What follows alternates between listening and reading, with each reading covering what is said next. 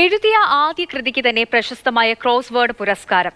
മലപ്പുറം അരീക്കോടുകാരനായ തനി നാട്ടിൻ പുറത്തുകാരനായ സഹറു എന്ന ഇംഗ്ലീഷ് നോവലിസ്റ്റ് നേട്ടത്തിന്റെ നെറുകയിലാണ്. Chronicles of an Hour and Half എന്ന സഹറുവിന്റെ നോവൽ ലോകശ്രദ്ധ നേടിയിരിക്കുകയാണ്.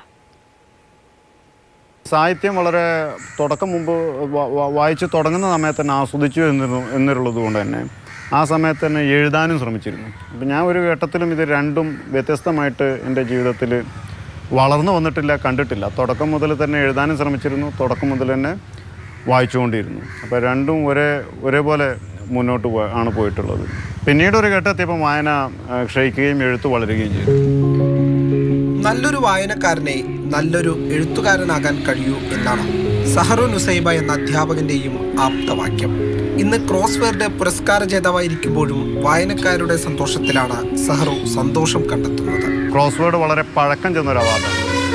അപ്പോൾ 90കൾ മുതൽ തന്നെ സ്ഥിരതയോടുകൂടി അവാർഡ് നൽകുകയും നല്ല ബുക്കുകൾ വേർതിരിച്ചറിയാൻ സഹായിക്കുകയും വായനക്കാരെ സഹായിക്കുകയും ചെയ്തിരുന്നൊരു അവാർഡാണ്. കൂടുതൽ വായനക്കാരെ ആകർഷിക്കാൻ കഴിവുള്ള ഒരു പ്രൈസാണ്. ഇതിലും വലിയൊരു നേട്ടം ഒരു എഴുത്തുകാരൻ ആഗ്രഹിക്കുന്നില്ല. കൂടുതൽ വായനക്കാരിലേക്ക് പുസ്തകം എത്തുക എന്നുള്ളത്, അതിന് ഇത് വളരെയധികം സഹായിക്കുന്നുണ്ട്.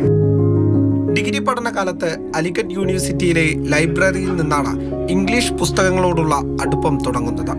അങ്ങനെ വായിച്ച് JNUവിലെ PG കാലഘട്ടത്തിൽ ആദ്യ നോവലിന്റെ രചന തുടങ്ങി. സാഹിത്യത്തിലെ ചില പുസ്തകങ്ങൾ വായിച്ചു. ഇംഗ്ലീഷ് ഭാഷ വലിയ പ്രാവീണ്യമൊന്നുമില്ലായിരുന്നു. പക്ഷെ അത് വായിച്ച് എനിക്ക് തോന്നുന്നത് പിന്നീട് ഇച്ചിരി നന്നായി തുടങ്ങി. പിന്നെ JNUവിൽ എത്തിയപ്പം ഇംഗ്ലീഷ് വളരെ നന്നായിട്ട് കൈകാര്യം ചെയ്യാൻ സാധിച്ചു.